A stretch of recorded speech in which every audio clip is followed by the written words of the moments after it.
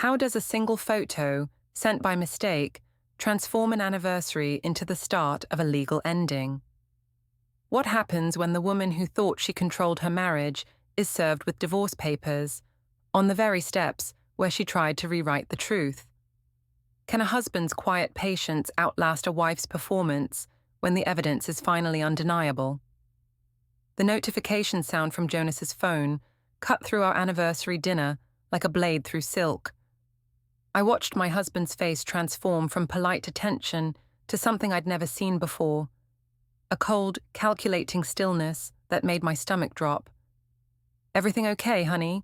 I asked, reaching across the candlelit table at Meridian Bistro, our favorite spot for special occasions.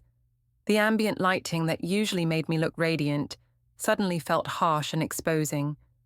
Jonas Vale, my husband of 8 years, slowly placed his phone face down on the white tablecloth. His dark eyes, usually warm behind his wire-rimmed glasses, had gone completely flat. "Just a message from Cassia," he said quietly. "Apparently meant for you." My heart stopped. Cassia Lynn, my best friend since college, wouldn't send Jonas anything unless she'd made a mistake. A terrible, catastrophic mistake. "What kind of message?" I laughed, the sound coming out higher than intended. "You know how scatterbrained she gets with her group chats."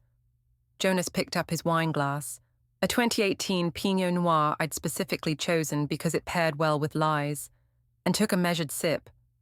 "It's a photo, Ianthe. Time-stamped 3 hours ago. You and Theo March at the Grandview Hotel." The name hit me like a physical blow. Theo March, my ex-boyfriend from college, my current complication. The man I'd been seeing for the past 4 months while Jonas graded papers late into the night and our 7-year-old daughter Maya practiced piano in the living room. "That's impossible," I said, my voice steady despite the earthquake happening in my chest. "I was at the foundation all afternoon. You know how crazy the grant season gets. Theo probably just stopped by to discuss the visiting artist program." It wasn't entirely a lie. Theo did work in arts administration, though for a competing organization, and we had discussed the visiting artist program. Briefly, between the champagne and the moment he'd pressed me against the hotel room window overlooking downtown. Jonas reached into his jacket pocket and pulled out his phone again. The screen illuminated his face as he studied whatever Cassia had accidentally sent him. In the soft glow, I could see every line of stress that had appeared around his eyes over the past year, every grey hair that had sprouted at his temples while he worked extra hours to support my creative pursuits. "The metadata says 2:07 p.m., he said conversationally, as if discussing the weather. "The Grandview Hotel, room 1247. You're wearing that blue dress, the one you said you were saving for tonight." My hand instinctively went to the silk fabric. I had changed clothes after leaving Theo, rushing home to shower, and put on something different for dinner. But the blue dress, my favorite, the one that made my waist look impossibly small, I'd worn it for him first. "Jonas, you're being ridiculous," I said, forcing irritation into my voice. "Since when do you analyze photos like some kind of detective? It's probably an old picture that got mixed up in Cassia's camera roll. You know how technology confuses her." But even as I spoke, I knew it was hopeless. Jonas taught middle school mathematics. He dealt with teenagers who lied professionally, who could spin elaborate stories about missing homework and forgotten assignments. He'd developed an almost supernatural ability to spot deception. "The hotel receipt is probably still in your purse," he said, his voice still maddeningly calm. "Room service for 2, champagne and strawberries. If I had to guess, Theo always did have predictable tastes." The mention of my ex-boyfriend's name in Jonas's mouth made my skin crawl. They'd met exactly once at our wedding, where Theo had given a charming toast about letting the best man win that had made everyone laugh except Jonas. "I don't have to listen to this paranoid nonsense," I snapped, loud enough that the couple at the next table glanced over. "Our anniversary dinner, Jonas." "Really? You're going to ruin our anniversary over some mixed-up photo. Jonas folded his napkin and placed it beside his barely touched salmon. Our anniversary, he repeated thoughtfully. 8 years ago today. Do you remember what you promised me at the altar, Ianthe? The question felt like a trap. Of course I remembered. I'd written my own vows, spent weeks crafting the perfect words about honesty and partnership, and building a life together. Words that felt like acid in my throat now. I promised to love you, I said carefully. You promised to forsake all others, Jonas corrected. Your exact words were, I choose you, Jonas, above all others, in honesty and truth. I still have the video if you'd like me to refresh your memory. The waiter approached our table, clearly sensing the tension. Jonas waved him away with a polite gesture that somehow managed to be more dismissive than any angry outburst could have been. I think we should go home, I said, reaching for my purse. Maya's probably wondering where we are. Maya's at my mother's for the night, Jonas said. Remember, you arranged it so we could have a romantic evening, though I'm starting to wonder if you had other plans for earlier today. The accusation hung between us like smoke. I could feel other diners watching now, their conversations quieting as they sensed the drama unfolding at table 12. This was exactly the kind of public scene I'd always prided myself on avoiding. Ianthe Vale didn't do messy emotional displays. I was the arts program coordinator who threw elegant fundraisers and wore designer dresses to PTA meetings. I was the woman other wives envied and other husbands noticed. You're embarrassing yourself, I said coldly. And me. Whatever you think you saw in that photo. I didn't think I saw anything, Jonas interrupted. I saw my wife in a hotel room with another man on our anniversary. I saw her wearing a dress she claimed was special for tonight. I saw timestamps and metadata and evidence. Evidence. The word made my blood run cold. Jonas had always been methodical, but this felt different, calculated, like he'd been preparing for this moment. Fine, I said, standing abruptly. If you're determined to ruin our anniversary over nothing, then let's go home. But don't expect me to apologize for your insecurity. Jonas remained seated, studying me with those flat, analytical eyes. I'm not going home with you tonight, Ianthe. I think I need some space to process what I've learned. What you think you've learned, I corrected, based on one misunderstood photo. Based on 4 months of late nights at the foundation that don't match your actual schedule, Jonas said quietly. Based on new lingerie that never makes it to our bedroom. Based on the way you've been looking at me lately, like I'm an obstacle instead of your husband. The accuracy of his observations hit me like a slap. I had been seeing him differently lately. Jonas was safe, predictable, boring. He graded papers and coached middle school math team and fell asleep by 10:30 every night. He was everything Theo wasn't, everything I'd convinced myself I didn't want anymore. I'm not doing this here, I said, grabbing my coat. When you're ready to have a rational conversation instead of this paranoid interrogation, call me. Jonas finally stood, pulling out his wallet and placing 3 $20 bills on the table. I'll be staying at my sister Marina's tonight. We can talk tomorrow when I've had time to think. The dismissal in his voice was worse than anger would have been. I'd prepared for yelling, for accusations, for the kind of dramatic confrontation I could spin into evidence of his instability. Instead, he was treating me like a problem to be solved, an equation that no longer balanced. Jonas, I started, but he was already walking away, his phone buzzing with what I assumed was another message from Cassia, my best friend who'd just destroyed my marriage with one careless tap of her finger. I stood alone in the restaurant, aware of the stares and whispered conversations around me. The maitre d' approached with professional concern, asking if everything was all right, if I needed assistance calling a cab. I'm fine, I said automatically, the lie rolling off my tongue as easily as breathing. Just fine. But as I walked to my car in the restaurant's parking lot, my hands shaking as I fumbled with my keys, I knew that nothing would ever be fine again. Jonas knew. Not suspected, not wondered, but knew. And if there was one thing I'd learned in 8 years of marriage, it was that my husband never acted without a plan. The next morning brought a hangover I hadn't earned, and a string of notifications that made my stomach clench. I'd spent the night alone in our king-sized bed, staring at the ceiling and crafting explanations that sounded increasingly desperate, even to my own ears. My phone buzzed with a text from Cassia. "OMG, I'm so sorry about last night. Can we talk?" Instead of responding, I opened Instagram and began curating my damage control. A photo from 3 weeks ago, Jonas and me at a charity gala. His arm around my waist, both of us smiling. The caption practically wrote itself. "Grateful for 8 amazing years with this incredible man. Here's to many more adventures together. Anniversary, Chak's blessed power couple." Within minutes, the likes and comments started rolling in. Heart-eye emojis from colleagues at the Riverside Arts Foundation. Relationship goals from acquaintances who barely knew us. "You two are perfect together," from women whose own marriages were hanging by threads. Perfect, if they only knew. I was still in bed, crafting responses to the digital well-wishers, when my work phone rang. Dr. Patricia Huang, the Foundation's executive director, didn't believe in pleasantries. "Ianthe, we need to discuss yesterday afternoon," she said without preamble.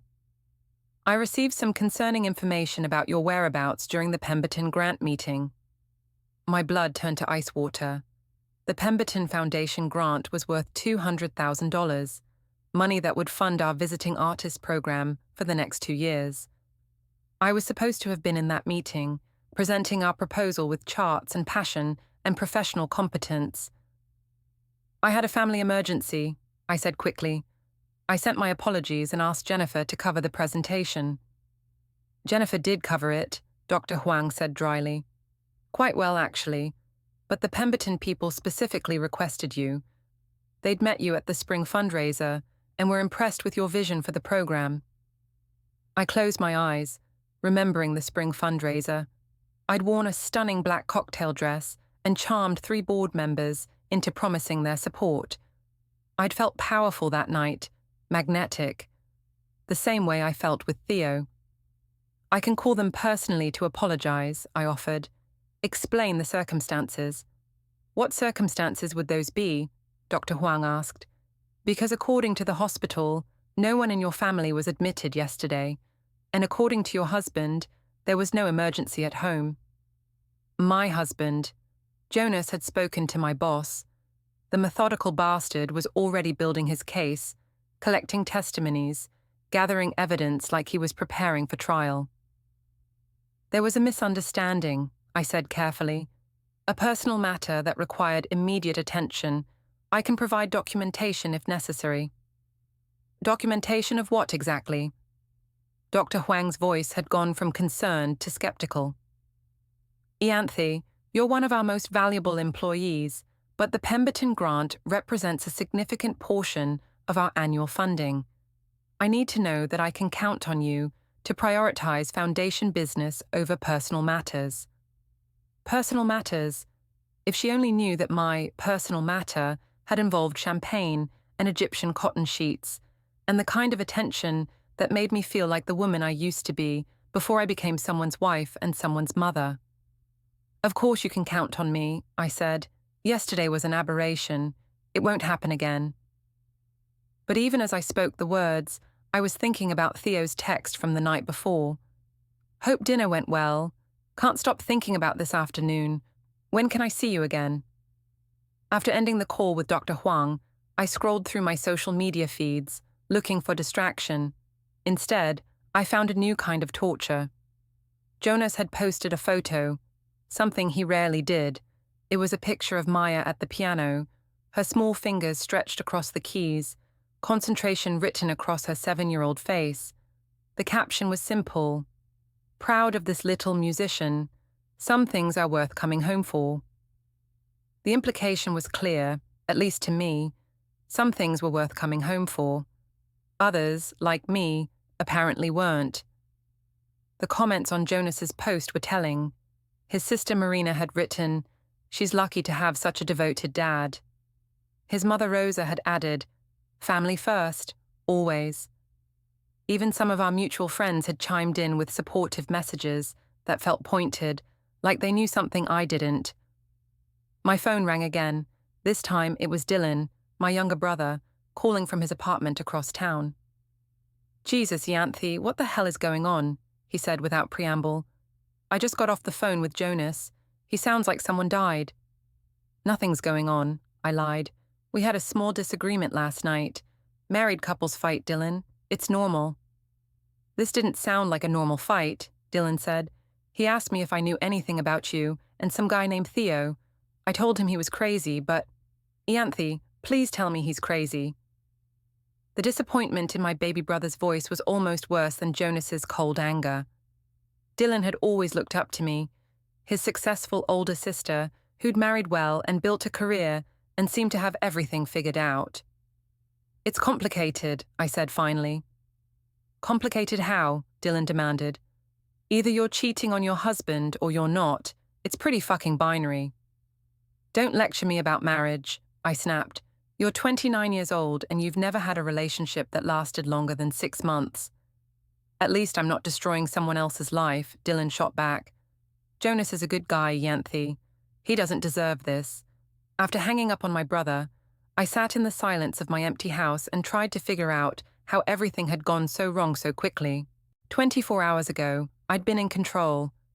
I'd had a husband who adored me, a lover who excited me, and a career that fulfilled me.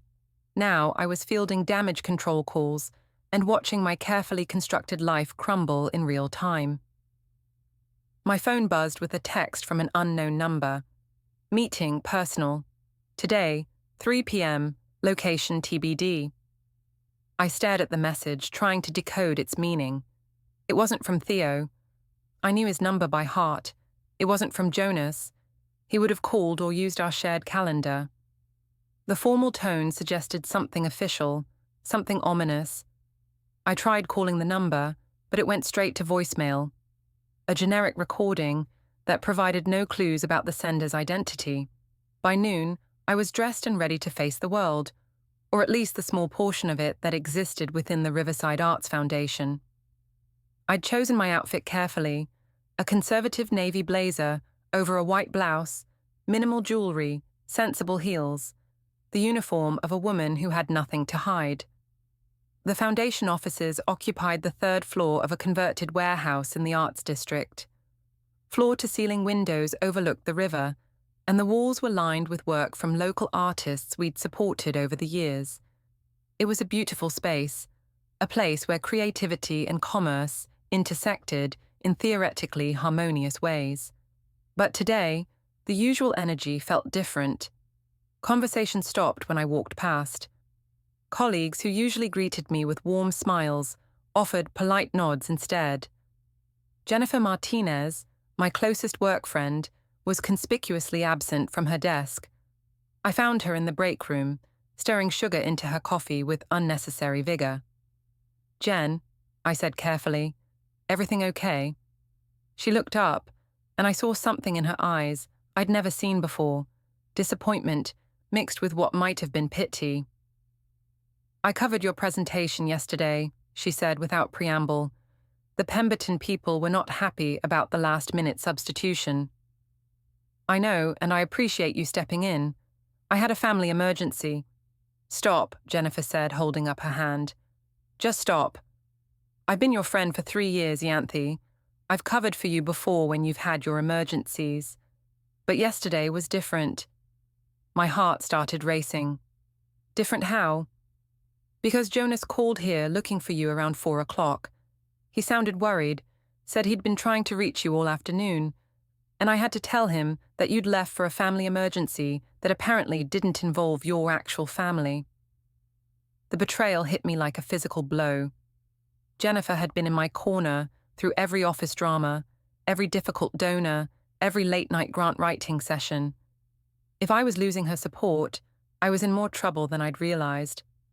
"It's not what you think," I said weakly. "I don't want to know what it is," Jennifer replied, "but I want you to know that I won't be covering for you anymore.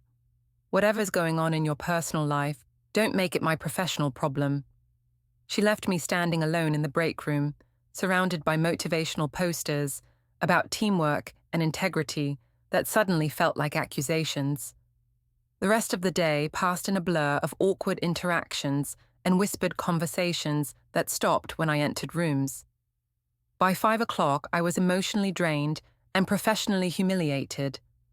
The mysterious text about a 3 o'clock meeting had never been followed up with a location, leaving me to wonder if it had been some kind of test or psychological warfare.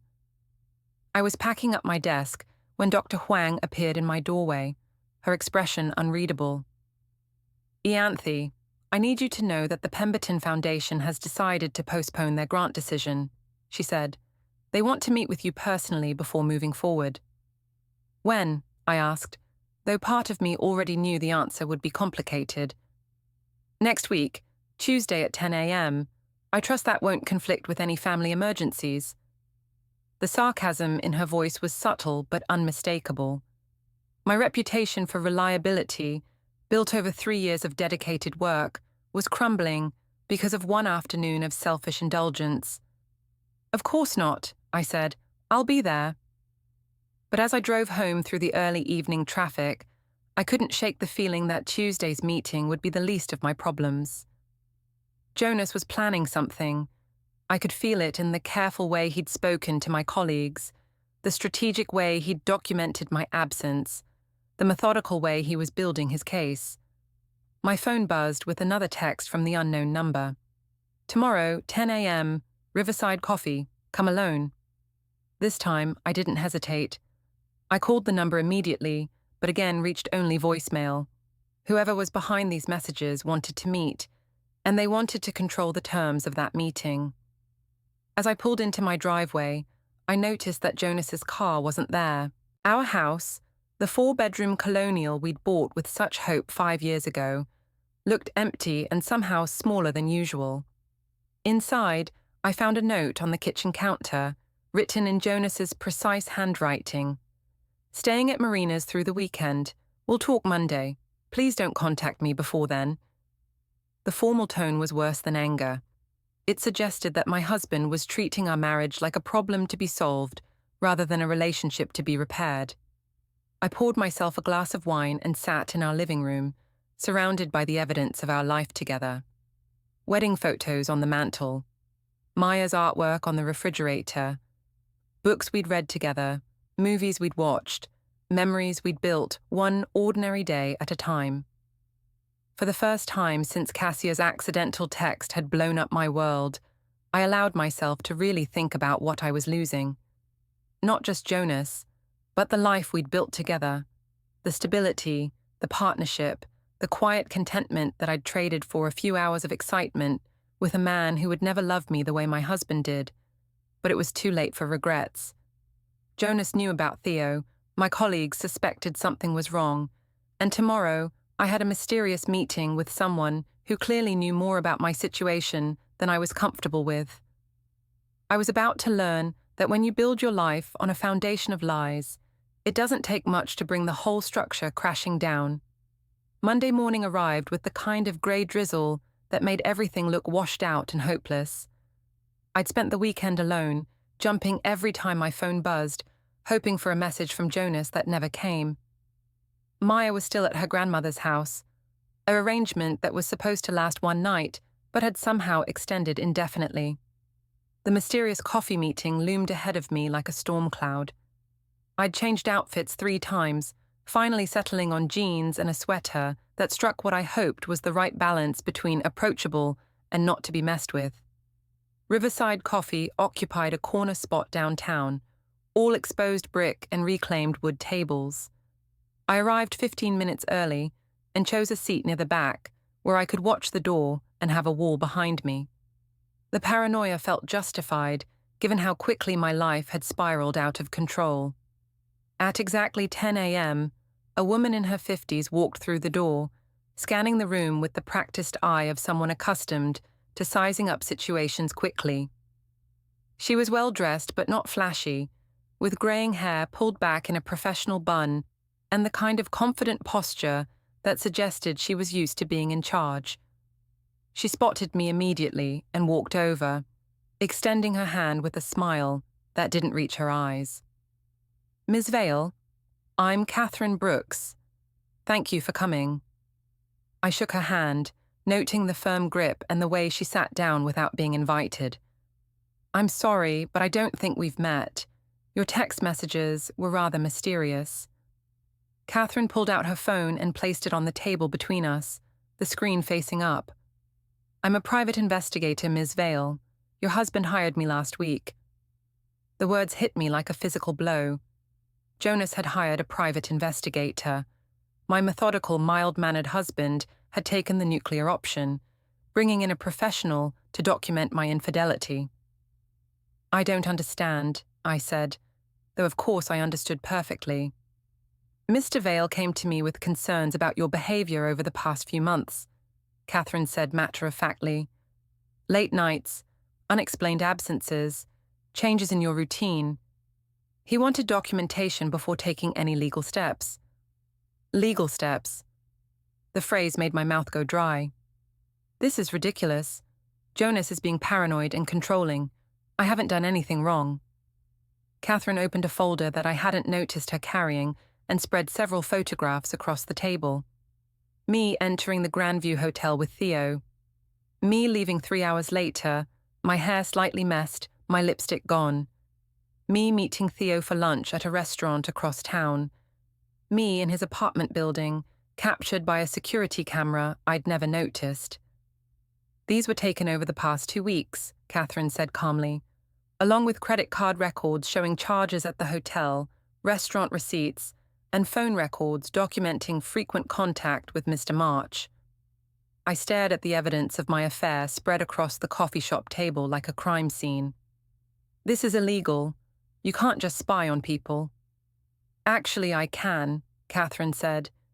"You're married to my client, which gives him certain legal rights regarding your activities, especially when those activities might impact divorce proceedings or child custody arrangements." Child custody. Maya. The thought of losing my daughter made my chest tighten with panic. "Jonas wouldn't try to take Maya away from me," I said. "He's not vindictive." "Mr. Vale isn't vindictive," Catherine agreed, "but he is thorough. He wants to protect his daughter and his financial assets. Can you blame him?" I looked around the coffee shop, suddenly aware that other patrons might be listening to our conversation. A woman at the next table was pretending to read her book while obviously eavesdropping. The barista kept glancing in our direction. "What does Jonas want?" I asked quietly.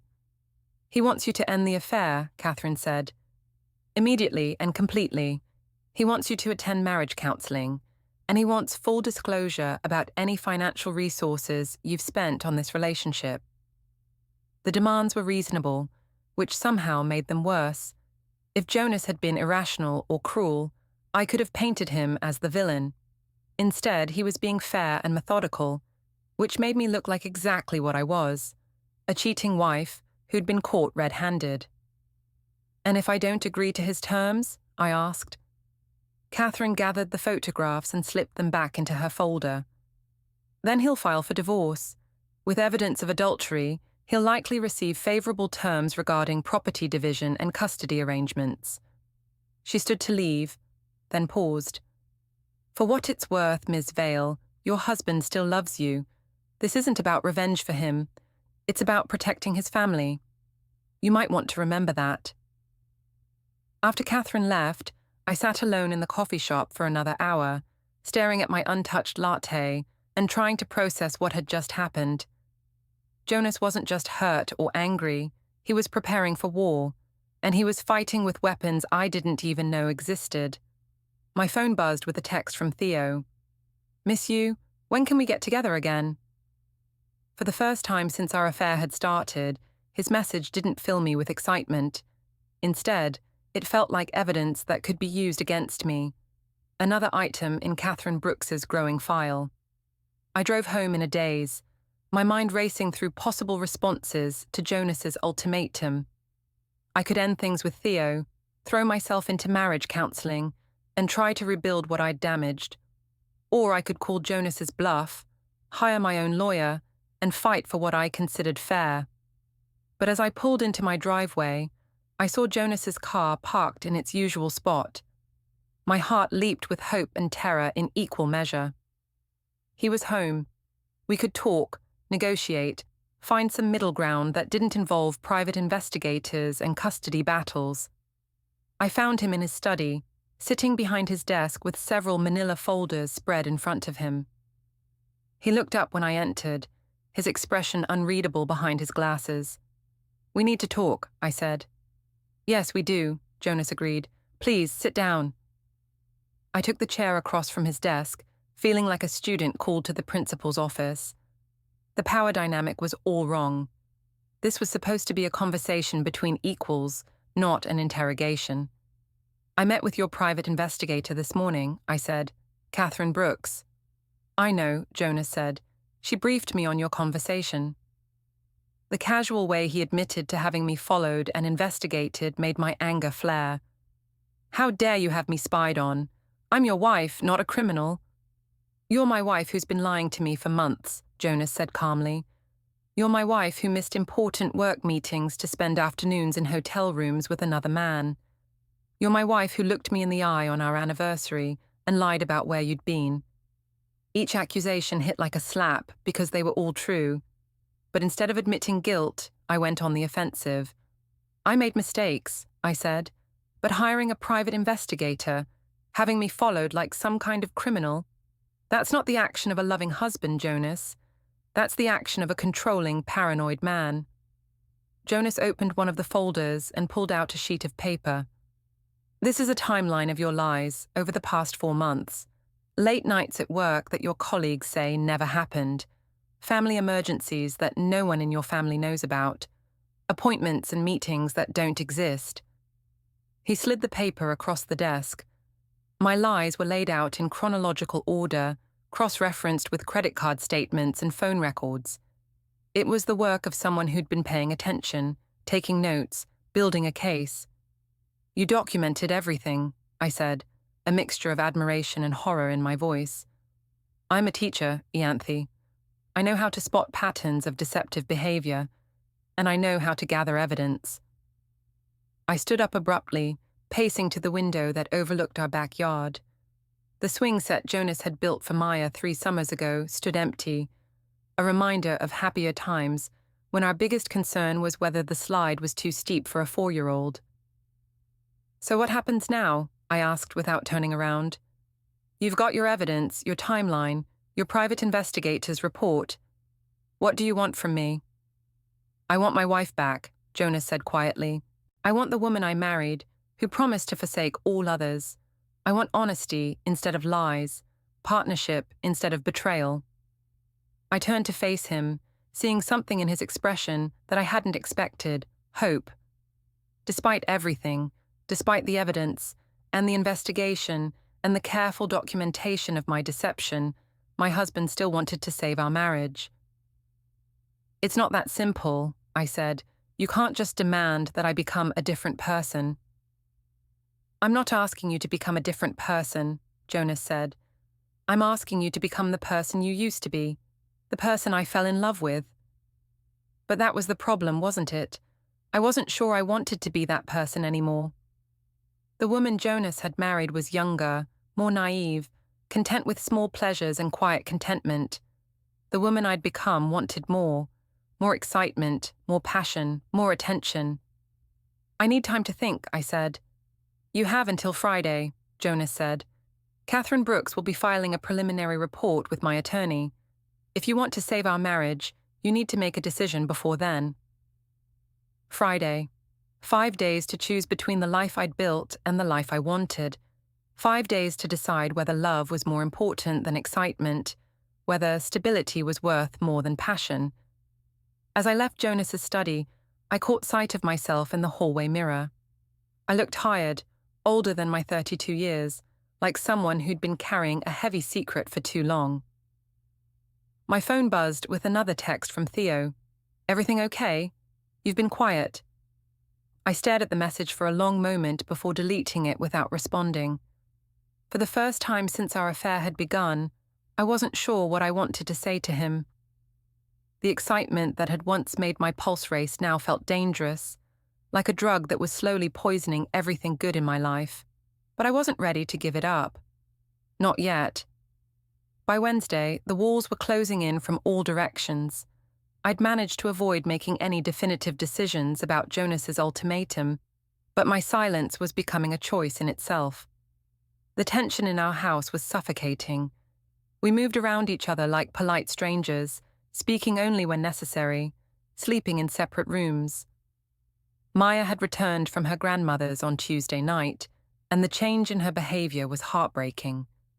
Our normally chatty 7-year-old had become quiet and watchful, her big brown eyes darting between Jonas and me, like she was trying to solve a puzzle that kept changing shape. "Why is Daddy sleeping in the guest room?" she'd asked me that morning over breakfast. "Daddy's been snoring," I'd lied smoothly. I needed better sleep for work. But Maya wasn't buying it.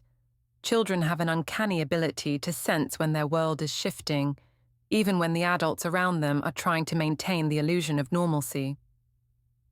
I was at my desk at the foundation, trying to focus on grant applications, when my personal phone buzzed with a notification that made my blood freeze. Someone had tagged me in a photo on Instagram. It was Theo. The image was artfully composed, 2 wine glasses on a white tablecloth, hands reaching across the table, faces just out of frame. But I recognized my bracelet, the delicate gold chain Jonas had given me for our 5th anniversary. The timestamp showed yesterday, 2:30 p.m., when I was supposed to be in a budget meeting. The caption was simple but devastating. "Perfect afternoon with someone special. Blessed, or happiness, and living my best life." My hands shook as I untagged myself, but the damage was already done. The photo had been live for 6 hours. 6 hours for my colleagues, my friends, my husband, to see evidence of my continued deception. The comments were already rolling in. Heart emojis from people who didn't know the context. "Who's the mystery woman?" from Theo's friends. And then, like a knife to the chest, a comment from Marina, Jonas's sister. "Interesting timing for this post." I called Theo immediately, my voice shaking with rage. "What the hell is wrong with you? Take that photo down right now." "Whoa, slow down," Theo said, his voice lazy with satisfaction. "I thought it was a beautiful shot. Very artistic." "It's not artistic, it's evidence," I hissed. "My husband already knows about us. Do you want to make this worse?" "Maybe I'm tired of hiding," Theo said. "Maybe I want the world to know how I feel about you." The romantic gesture that might have thrilled me a week ago now felt like sabotage. Theo didn't understand the delicate balance I was trying to maintain, the careful negotiations happening in my marriage. He was thinking with his heart or his ego instead of his brain. "Delete it," I said. "Now." "Or what?" Theo challenged. "You'll stop seeing me." "We both know you're not ready to give this up, Ianthe. You're not ready to go back to being just Jonas's wife and Maya's mother." The truth in his words stung because he was right. Despite everything, the private investigator, the ultimatum, the evidence stacked against me, I wasn't ready to end our affair. The thought of returning to my old life, predictable and safe and boring, made me feel claustrophobic. But I also wasn't ready to lose everything. "Please," I said, softening my tone. "Just take it down. Give me time to figure this out." "Fine," Theo said after a long pause. "But I'm not going to hide forever, Ianthe. At some point, you're going to have to choose." After hanging up, I refreshed Instagram and saw that the photo was gone. But screenshots live forever on the internet, and I had no doubt that someone had captured it before Theo deleted it. My work phone rang. Dr. Huang's extension. "Ianthe, please come to my office," she said without preamble. The walk down the hallway felt like a death march. Colleagues who usually greeted me with smiles now avoided eye contact. Jennifer was at her desk, but didn't look up when I passed. Dr. Huang's office was a shrine to artistic achievement. Awards, photos with famous artists, newspaper clippings from successful fundraising campaigns. I'd always felt inspired sitting across from her desk, surrounded by evidence of what the foundation had accomplished. Today, I felt like I was facing a firing squad. "Sit down, Ianthe," Dr. Huang said, her voice carefully neutral. On her desk was a printout of Theo's Instagram post, the timestamp clearly visible. My bracelet was circled in red ink, and someone had written 2:30 p.m. budget meeting in the margin. "I can explain," I started. "Can you?" Dr. Huang interrupted. "Because I'm having trouble understanding how you were simultaneously in a budget meeting and having lunch with someone who isn't your husband."